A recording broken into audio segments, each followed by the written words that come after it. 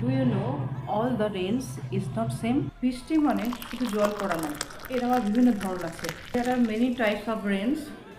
তো আমরা এই ছোট্ট ভিডিওতে সেই টাইপসগুলো জানার চেষ্টা করি। বৃষ্টিটা হালকা কুয়াশার মতো হয়, তাকে বলা হয় ড্রিজেল। পাহাড়ে ধাক্কা খেয়ে যে বৃষ্টি হয় তাকে বলা হয় ওরোগ্রাফিক রেন। যখন বৃষ্টির সঙ্গে ঝড় স্টর্ম। আকাশ থেকে যখন বরফ পড়তে থাকে তাকে বলে হেল স্টর্ম। বৃষ্টির সময় ছোটো ছোটো বরফের টুকরো পড়ে তাকে বলা হয় স্লিট। লাস্ট হলো কনভেকশনাল রেন।